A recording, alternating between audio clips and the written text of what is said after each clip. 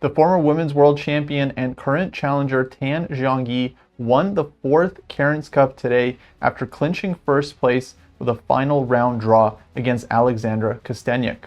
Winning clear second was Grandmaster Anna Muzychuk, who managed to sneak in after defeating I Am Alice Lee in today's game. Jumping into the results, Tan Zhongyi went into today a full point ahead of several players, including her opponent Kosteniuk.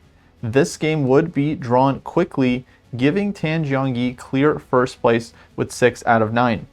Then would come a battle for second, with multiple players in contention as Paehtz Dronavalli, Muzychuk Dzagnidze, and Zatonskih Krush all ended in a draw, opening up the chance for Anna Muzychuk to get into second place with a win over Alice Lee.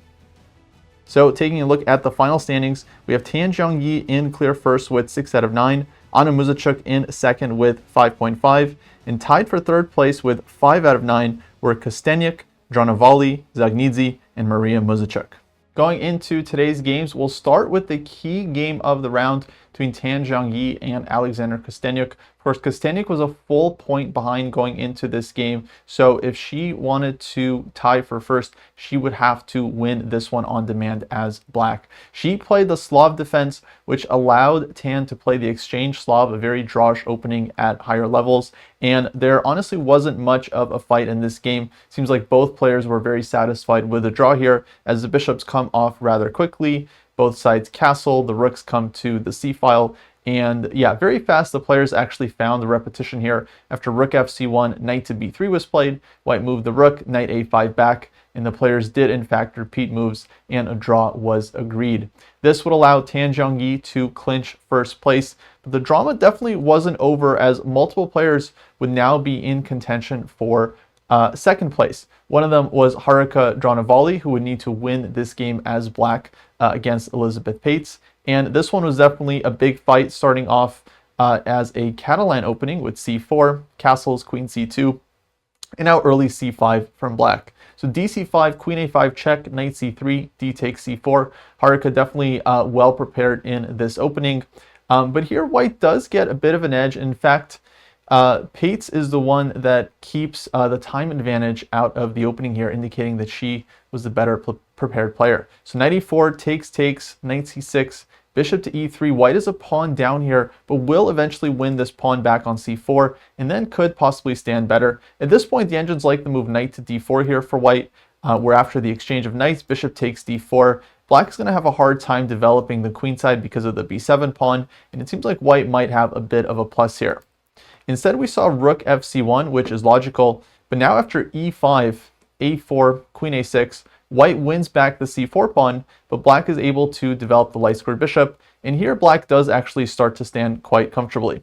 So bishop to c5, the engine actually doesn't like this move because of takes and rook fd8, where black maybe already has a bit of an advantage here with well-placed pieces and a nice strong pawn center.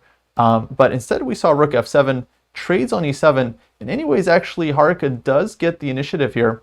After rook to d8, knight d3, knight b3, very strong move, getting the knight into white's position. And here after rook to e1, maybe rook to d4 would have been black's best chance to pose some significant problems. Simply going after the a-pawn, it's not so obvious how white can defend this one, as knight on b3 covers a lot of squares, and in fact this might have been black's best chance in the game. Instead we saw e4, where after knight c5 the knights get traded off. Black is definitely still better here, but white's drawing chances are quite significant. After rook to b4, rook c2, king comes in. Paehtz does a great job defending here.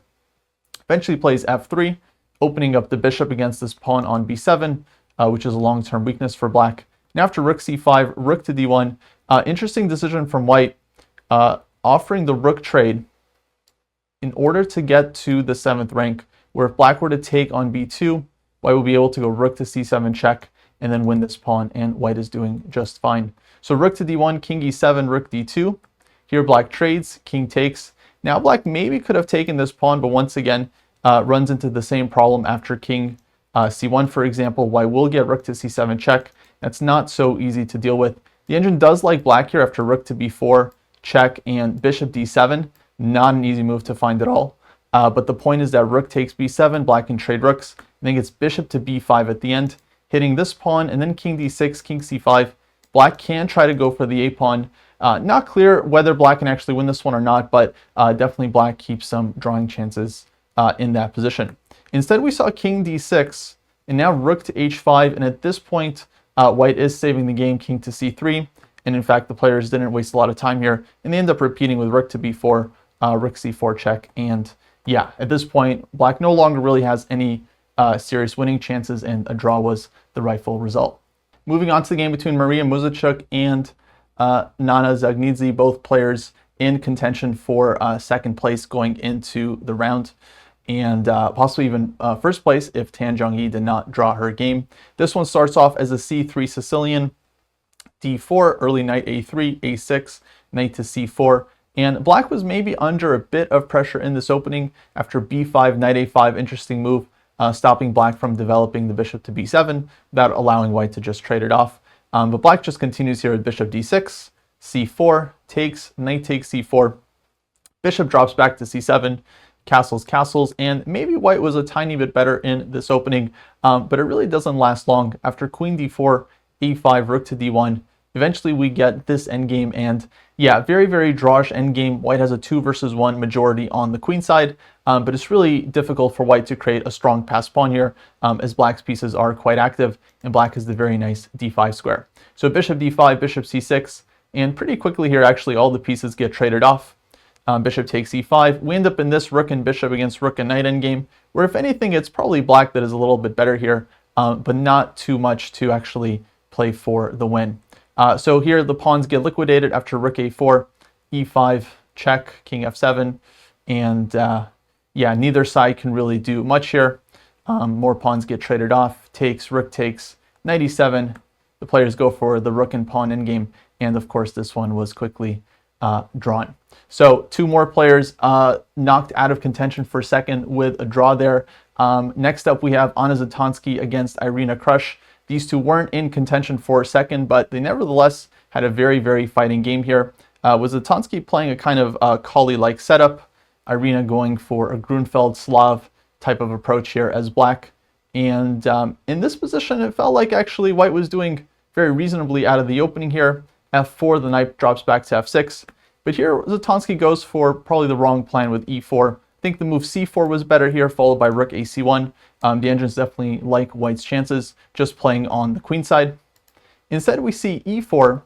And here, black can trade a lot of pieces on the e4 square. We end up in this middle game where black is completely fine. She'll have the d5 square as well as the c5 break at any point to equalize the position. So rook d8, the game saw c4, c5.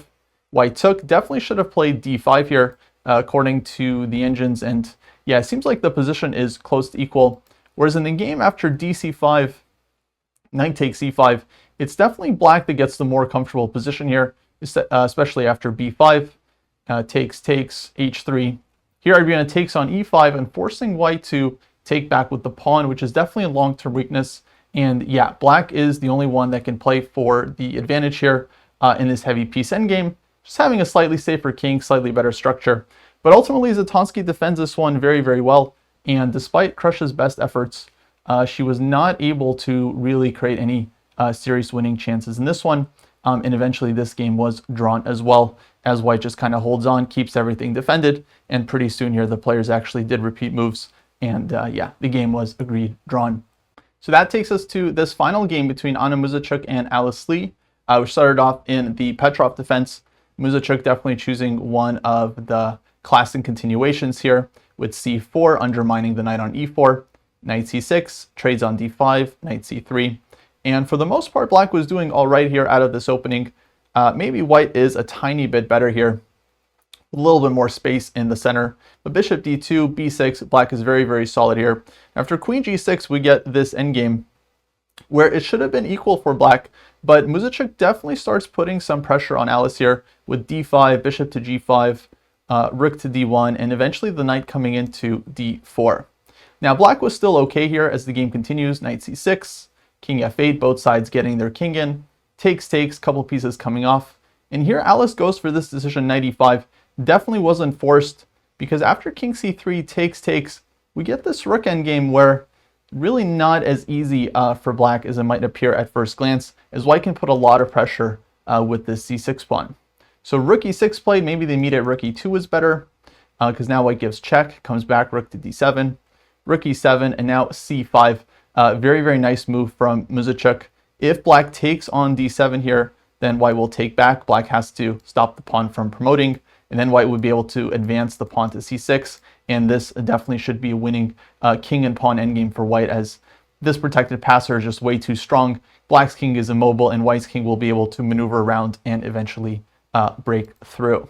So c5, black plays king e8, which is the only move. If black were to take this one, then after rook to d8 check, rook e8, white could take this rook on e8, king takes, and now king to c4. White would be winning back this one, and this is likely a very nice king and pawn endgame for white as well, as the king is more active and can come around and pick up the a pawn.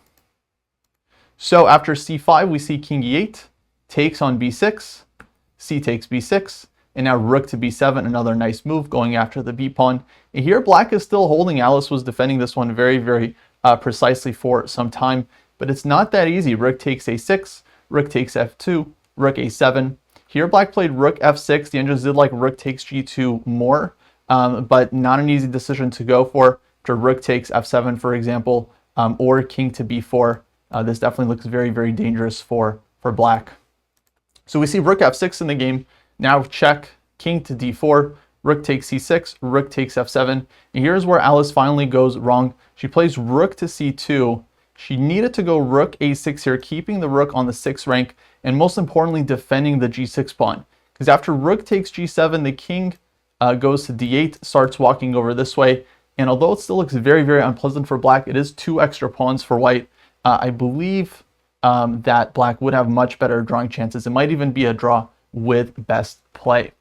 Yeah, basically black would try to have a fortress here, and it's hard for white to push the a pawn, which will one day hang once king e8, king f8 happens. Instead, we saw rook to c2, but now rook takes g7, rook takes a2, and white goes king to e5. Very, very strong, very important move. If white were to take this one on g6, then black can start getting the king in, king to d7, and black would be holding the draw. So Muzychuk brings the king in first while black's king is cut off, and now she wants to take this pawn with the king and win with one of her g-pawns. So rook takes g2, rook takes g6, and at this point the king starts to come back, but white is in time, king f6, to get the king in, and this one is actually winning rook endgame for white with best play, which definitely wasn't easy to convert this, but Muzychuk does show the right technique. She gets the king to g7, and now the pawn starts advancing, and eventually, unfortunately for black, she can't stop white from getting the Lucina endgame, where the king and pawn will advance all the way to the end. So rook a7 here, very nice technique from Muzychuk. King to g7, g6. At this point, it's basically just a textbook win for white. Check, king to g8, rook h2, g7, rook g2, rook check. The rook comes down. Now white is ready to build the bridge and win the game. So Alice tried rook to g4 here, but this allows rook h1. White's king gets off of the g file and onto the h file where there are no checks, and this one is all over. King f7, check, and promotion, and that was the end of the game. So with that, Anna Muzychuk wins a huge game in round 9. She actually finishes with 2 straight victories to get clear second place in the event. So that wraps up the 2024 Cairns Cup. Hopefully you folks enjoyed following the event and enjoyed these recaps as well. And until next time, take care.